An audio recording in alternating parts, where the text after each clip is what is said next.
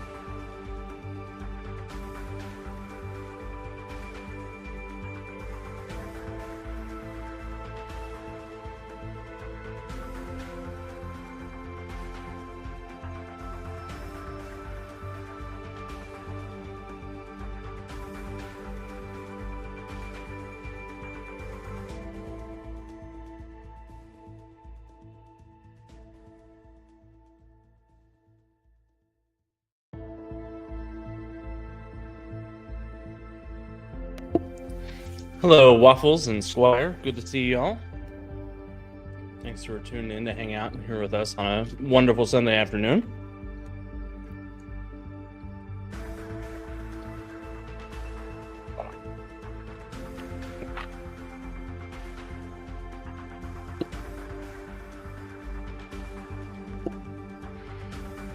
Give me just a minute and I'll bring my face up. Hello, everyone, and welcome back to the joy of game mastering. Sorry, it's been a little while since we've had an episode. I've been trying to get it into my new schedule as things have had quite a lot of changes in the last month. Just to be completely honest. Lots of responsibilities, lots of setting of the deck for the new year, trying to get some projects out of my way. Very excited that Worlds of Valiant is finally almost done. Hope you're having a great day. I am your host, Alex Thomas, and this is Joy Game Mastering, a program where we try to demystify the role of Game Master and to help people find the joy in providing this wonderful service to your gaming community. Whether you're a forever GM or somebody who's just interested in trying it out for the first time, we're here to help. We're here to answer questions, and yeah, it's a great journey to go on with y'all. As for today's topic, we're talking about something very near and dear to my heart. We're talking about note-taking and how to do it as a game master, because there are a lot of opportunities for taking good notes as a game master that can make your life much easier when you're trying to juggle all the information that you've got going on. You've got notes related to your wider campaign, notes related to your world building, notes related to your individual adventures, notes related to the player characters, subplots. There's so many opportunities to notate things, to keep track of things, to make information gathering and collating much easier for you. And not taking notes is one of the easiest ways to get overwhelmed as a game master, in my opinion. So yeah, what do I mean by taking notes? I mean finding ways to collect information in order to make it useful for you. And that can be in session, that can be between sessions, it can be after sessions, wherever is useful to you as the game master. I personally take notes, probably way too many notes all the time, from conception of the campaign into my session 0 document and down further into the adventures themselves. And please, as you are in the audience, go ahead and throw out questions that you might have about note-taking as I dive into the topic.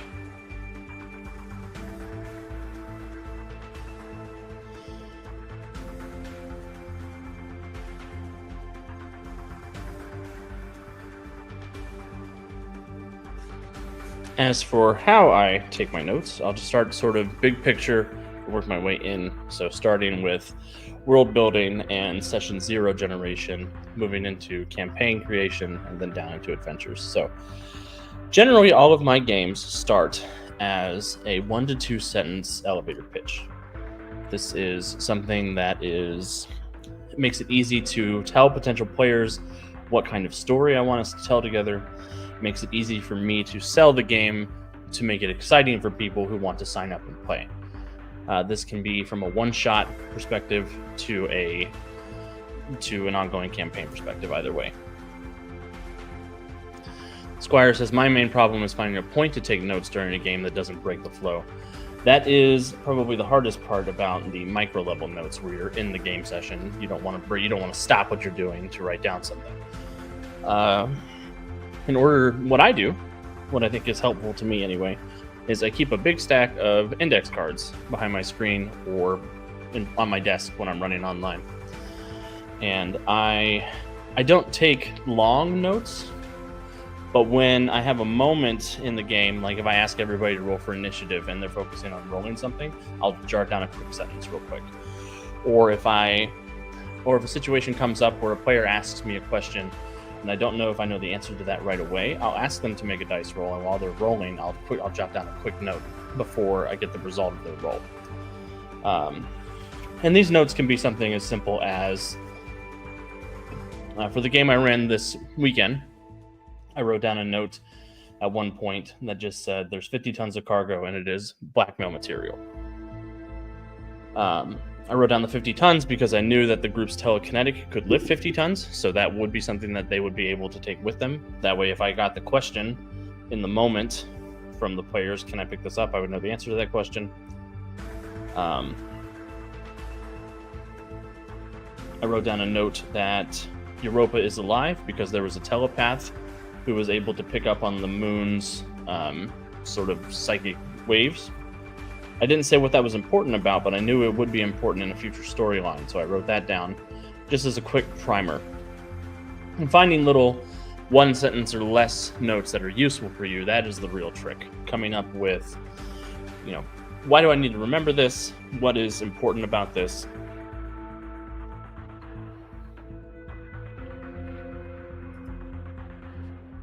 Likewise with adventure notes.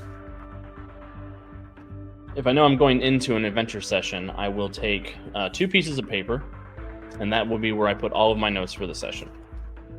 I'll put major NPCs that are going to show up, what their archetype is, what basic plot points I want to hit from in the adventure session. That way it's not a railroad style structure, but it is something where I know this is the information I want the PCs to get access to during this story. And whenever they make a check, I have an opportunity to reference my notes, and I can drop in a piece of information in a way that makes sense. I'll put down notable settings that they're going to encounter, a couple of bits of flavor text for those settings, so maybe a 1 or 2 sentence little blurb of something that I just want to drop in for flavor or to draw their attention to. I'll put down potential conflicts for the PCs to have to interface with. So something that's going on between 2 NPCs. In this instance, I wrote down that one of the NPCs is jockeying to replace another as the leader of the commune. He thinks the commune should stockpile the weapons and lanterns and say screw the town. That person's a great war veteran. And then I wrote down a couple of quotations of dialogue just for him to drop in. That somewhere that felt organic. You could paraphrase it. That's not necessarily something you have to say word for word. And I also made a note about that NPC that they have a past connection with one of the PCs, so I could drop that in for the player character to take up as a role-playing prompt. What you want your notes to be is not necessarily a beat for beat, this is what's going to happen. You never want to be working verbatim from your notes. You want them to be sort of jumping off points for your paraphrasing, for your improvising, so that there is a bit of a guided meditation to what you're doing. Doc Boyd, that's okay. I'm glad you made it in. I was a couple minutes late too, but I had to run to the grocery store before my wife got home today. So far, we're just talking about notes. The concept of notes and what they're used for. I'm going to get into how I work my way from top to bottom from a note-taking perspective. Because notes can be done in session, they can be done between sessions, they can be done way in advance of session. I was saying that my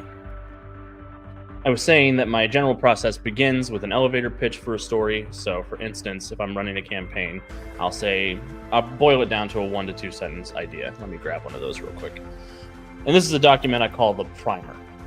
This primer document I use as a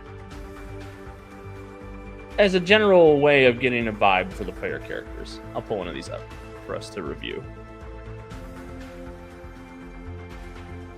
I can do that, right? Share screen.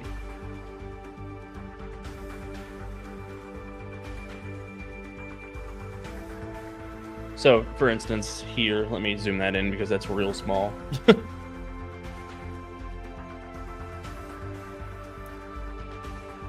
Yes, and thanks for liking the video. We love that. So this is where I start when I'm beginning a campaign. I'll come up with what I call a player primer. And this primer includes the synopsis, the genre, what I'm looking for from a player perspective. And I'll just go through this real quick. Hello, Adam Lancor. Thanks for joining us. Hope you're having a wonderful Sunday. We're talking about note-taking. Doc Void says, excellent. Note-taking on both ends of an arc is something I need to work on. Yeah, it's tough. And this player's guide is for a limited 4-adventure series. So it's not necessarily as in-depth as I would go for something like a campaign, but it's more than I would do for a one-shot. So the synopsis, also known as the elevator pitch, this is what I boil down everything into. And it's Titan City, 1925. 4 DMA agents investigate reports of missing people across Titan City, only to find themselves caught in the web of a dangerous entity. So when I'm telling the players what I'm going to do, that's all the information I give them. I say, this is what kind of story I want to tell. Your player characters will be these DMA agents. And the elevator pitch does a really good job of centering them as the protagonists. They know what the conflict is from this. They know what they're going to be dealing with. But it's not too much information. It gives them a little bit to say, okay, I'm interested in that conceptually. Let me dive in. Because note-taking and information that you want to give to players is a double-edged sword. The more information you give them, the steeper the learning curve of your game becomes. And if that learning curve becomes too steep, too fast, they aren't going to care about the story and they're going to bounce off. And they won't care. After that, I'll give them the genre so they know what to expect. I said that this was detective fantasy cosmic horror. With an emphasis on role-playing and investigation with a PG-13 rating. And then I include some potential content warnings. Including depictions of violence, scary creatures, depression, suicide, and madness.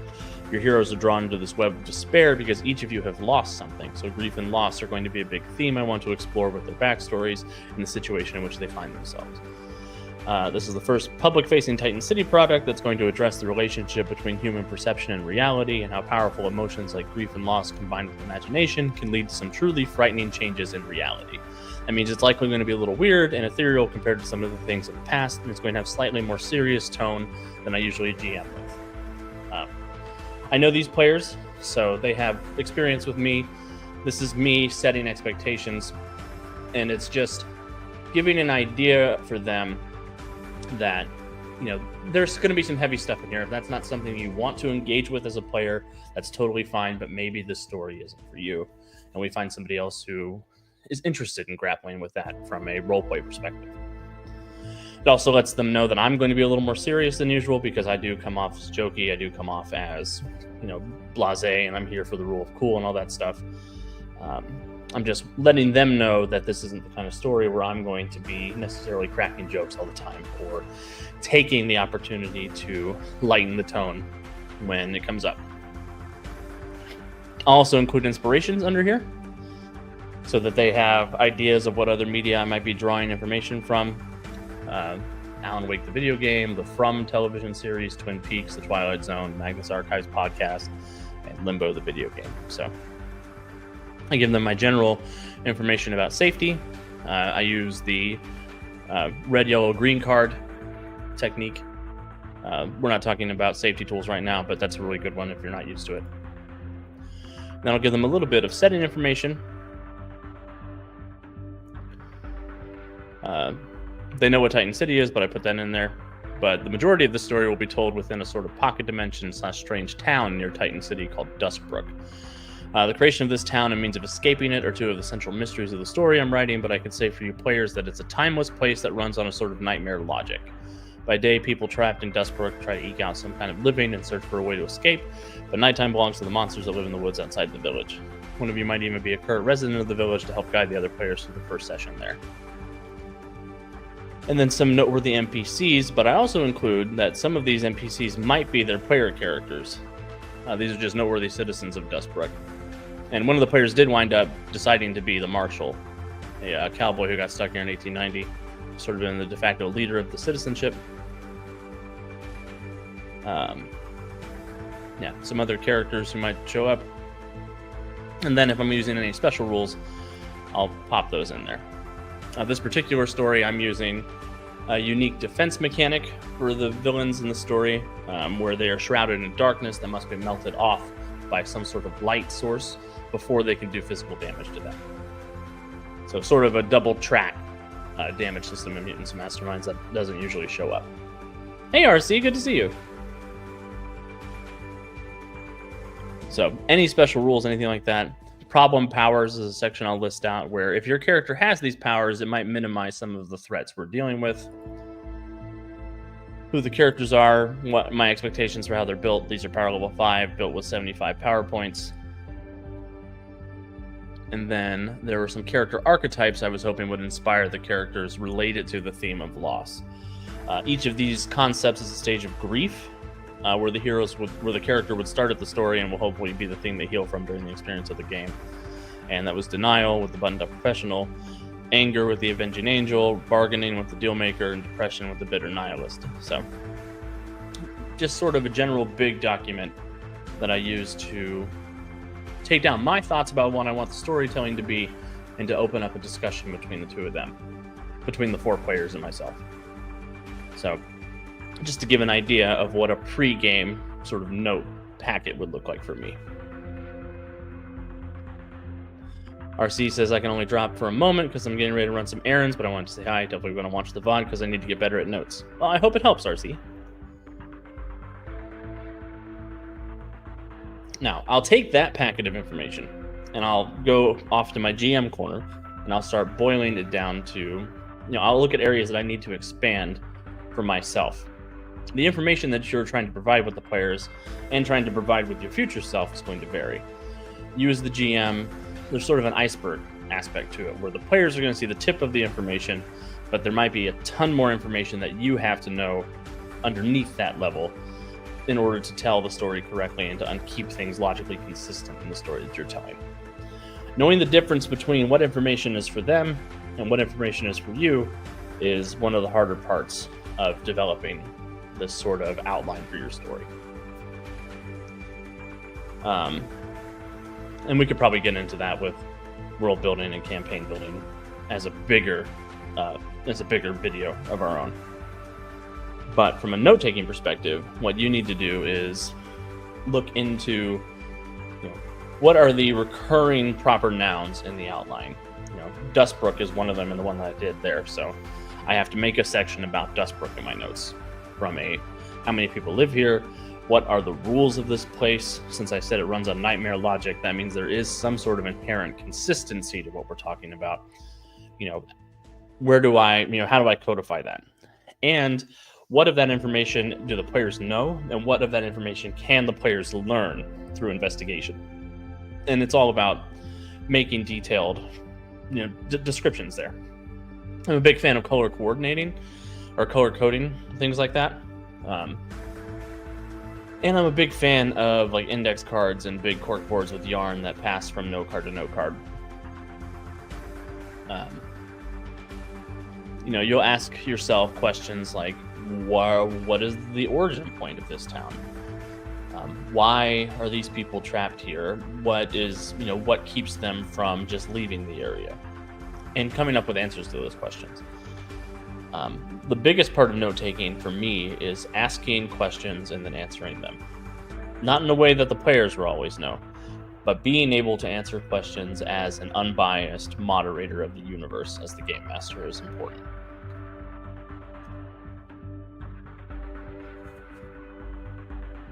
Once we have that sort of background and world building stuff, bulked out, having the locations that are going to be important, having the characters who are going to be important, we start making connections between things.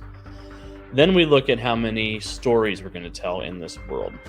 In this instance, with Dustbrook, the Sound of Silence game, I'm running 4 sessions, 4 4-hour sessions.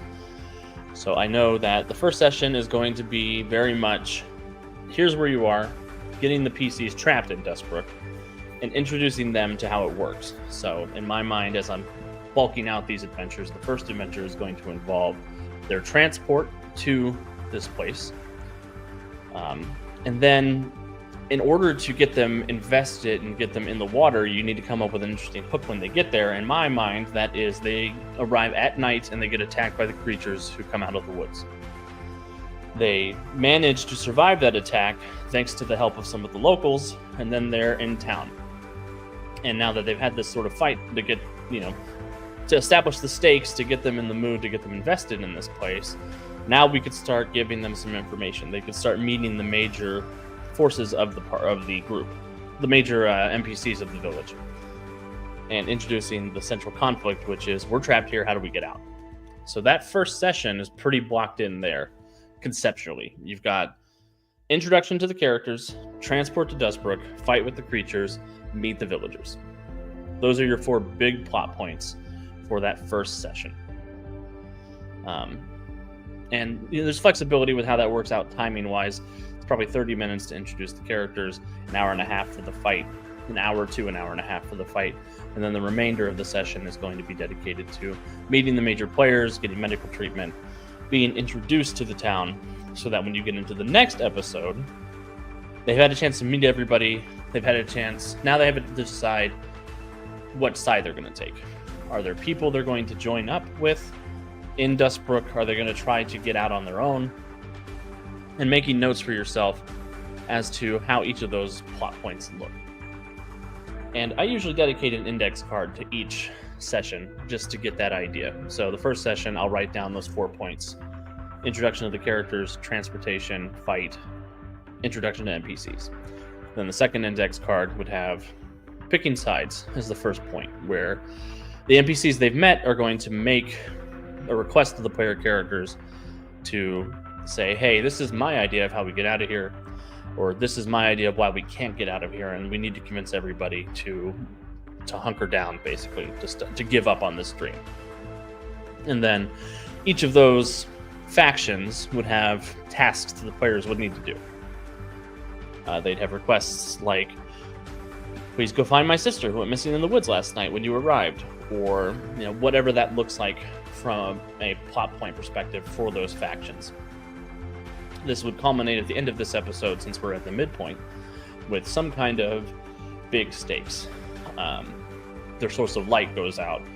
They realize how they need to go forward. They realize what the exit looks like. Then episode 3 would be about gathering the resources to advance towards that exit. Episode 4 would be the final climax of exiting and understanding sort of the mystery behind the place. So having those 4 note cards with 4 to 6 plot points that you want to accomplish in each index card, and then trying to draw threads from one card to the next. That's how I do my general adventure path notes.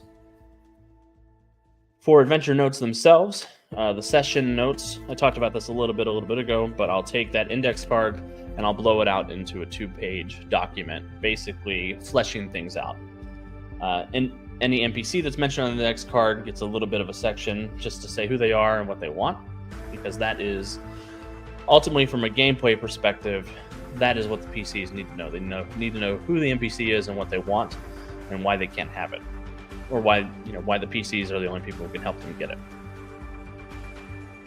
Coming up with a little bit of flavor text for the settings to help establish tone, to help make it sound like you're prepared. You can avoid that. You could skip this step if you're not big on flavor text and you're good at improvising, that kind of thing. But for me personally, I like having a couple of beats of pre-written flavor text to sprinkle in, just because it helps me sort of ground myself, center myself, and buy myself a little bit of time to think while I'm reading something that's I've already written. And conflict, NPCs, and setting. If you do plan to have a fight, it's good to have the stats for the people participating in the fight in a small form that you can jart in. Also, from a note-taker perspective, it helps me if I pre-roll villain initiatives. For a game system that uses an initiative, I'll pre-roll the villains so that I'm not spending time waiting for everybody else to tell me what they rolled and then rolling all of my bad guys. That saves me a few minutes where I can take notes while they're rolling initiative, because that takes a little bit longer than it usually needs to for some reason. That's one point where things sort of dip in energy and you have a second to jot down a couple of important things. That's especially important for, and inevitably in a game session, you're going to have to improvise because the players do something that you never expected them to do.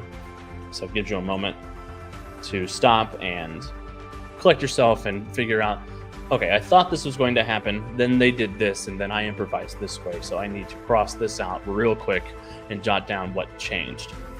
And be willing to be open to that change, because that's where the real group storytelling comes in.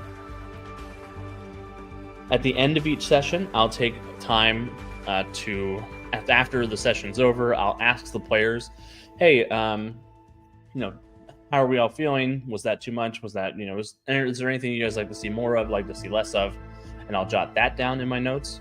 And when they leave, I'll take 10 to 20 minutes to just mark down in shorthand everything that happened in the session while it's fresh in my mind. And when the next session begins, I'll ask the players if they're willing to do a recap in exchange for a hero point or a point of heroic inspiration or whatever resource your particular game of choice offers to players. Conviction for age, things like that. And I will silently take note of what they recap, because that's a good way to get an idea of what the players think is important and to get a little bit of their theories. If you listen to what they say, if they forgot anything, that plot point wasn't as important to them. It didn't stick out to them as much. So it could be something that you have a chance to massage a little bit. It could be something that you have, if it didn't stick out to them, why not? Like, it was just something to interrogate between sessions again later. And then you get off and running. Sort of the notes between sessions, so after a session is over, before another one begins, I'm big on marking down both what happened from a plot perspective. I'll compare it to the plot points that I wanted to hit while I was in session that I marked down on the index card.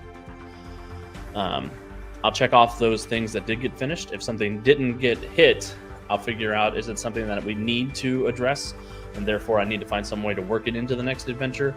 Or is it something that we can scratch off and ignore because they weren't interested in it, or they've done something now that doesn't make sense? That's sort of where the note-taking part of it comes, where you've got to compare your original plan with what happened in session and sort of engage with what you think your players value, what do you think they're interested in, what their, what kind of story beats they want to, fully follow up on.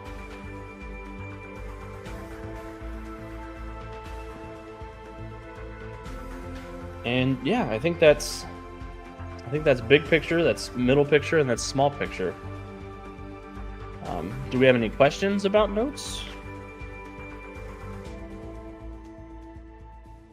That's just about everything I wanted to cover from just me talking to myself. So if you guys have anything down there, please let me know.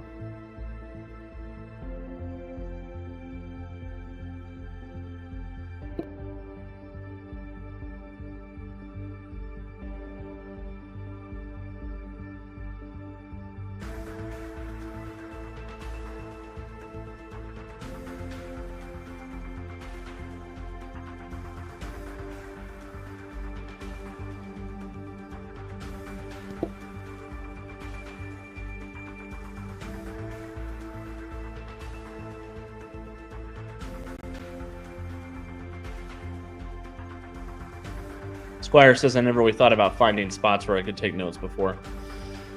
Yeah, and that works for me, finding little bits where either the players are talking to each other and I have a moment to sort of sit back and notate a couple of things while sort of actively listening just to what they're discussing. It can be if you call a break in the middle of session, you could say, hey, let's go ahead and take a bathroom break for 5 minutes. Then before you head off, you jot down a couple of really important things. But I've been pretty good at multitasking because I've been doing this for a long time, where I can sort of stay engaged with what's going on, but I can also notate sort of, oh, the player said that thing. That's not how I interpreted events, but that is an interesting path to go down. Maybe I can think about that between sessions. Doc Void says, I've been thinking of recording my online sessions for the purposes of going back and taking some notes. That is very good. It's one of the things that I am very appreciative of, that most of my ongoing games are streamed games right now, so that I do have that footage to fall back on in case I forget something or in case we miss a session for a week. And that extra week takes a toll on what I remembered. So I'll go back and I'll listen to the last hour or so of what we were doing so that I can prime myself. And even recording it and listening it back, sort of like thinking like an athlete's like tape, so that you're reviewing your technique, you're reviewing what you're talking about, and looking for instances where you can find improvements. If you have the stomach for that, if you could stand to listen to your recorded voice that long, it does me a lot of good. I noticed that I have a problem with saying excellent or awesome or that's cool or some little affirmative that is like a punctuation to the player whenever a player stops talking to me. If they suggest a plan or they describe something that happens, I'll be like excellent, and then I'll keep going. I also very painfully know what my looks like in waveform from editing the podcast, so it's tough. Doc Void says, I keep having problems of wanting to hear everything my players are talking, but at the same time focusing on the important notes that are wobbling on a cliff or tightrope in my brain. Yeah, it's a skill. It takes practice. It takes repetition.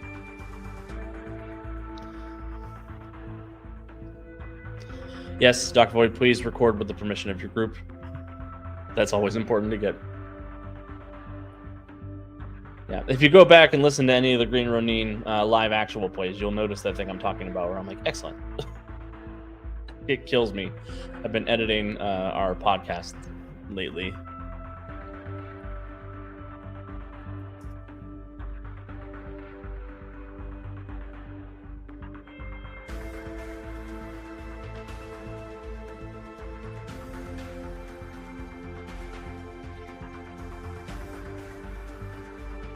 But if we don't have any other questions, I think that's probably the topic for today.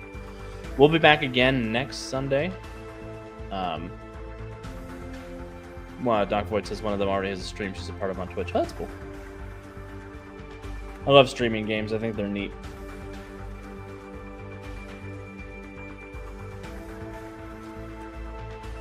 But we'll be back again next week. I'm going to try to maintain our weekly schedule. Just depending on how crazy things get. As for topics, is there anything y'all want to talk about next week?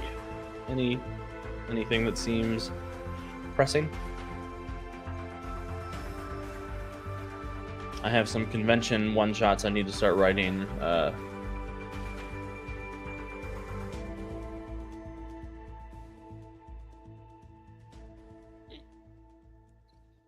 need to start writing my adventure notes for.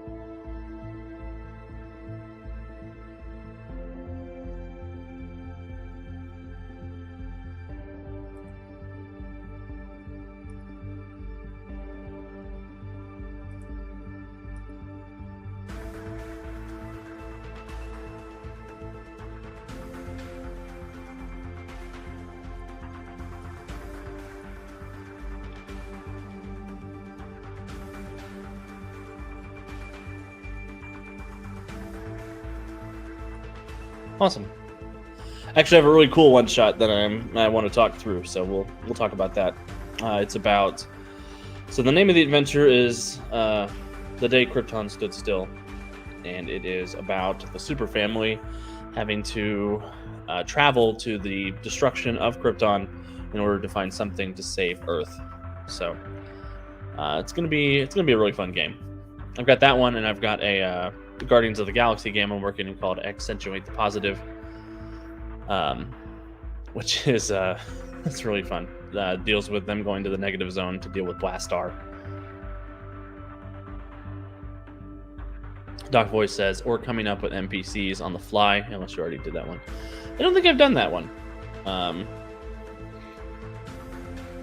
Maybe we'll cover NPCs next week. Let me notate that.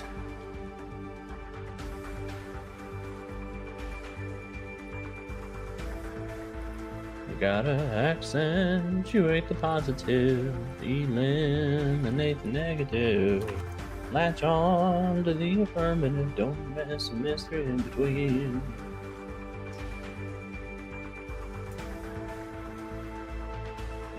And I won't say that I'm an expert on making NPCs on the fly, since I'm, the author of Charles Bulldozerin of the Freedom City Bulldozerins, but it's a good one.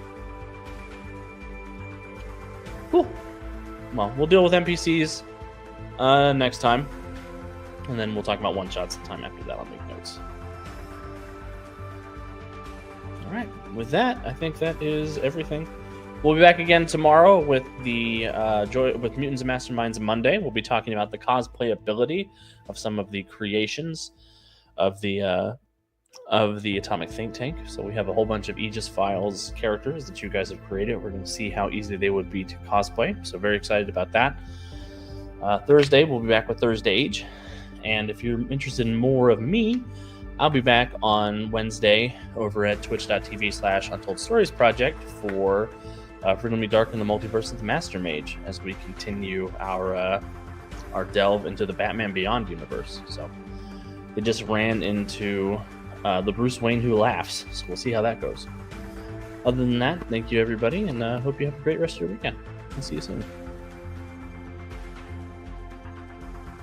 Thanks, Logic Core. I appreciate that. But I'll see you all soon.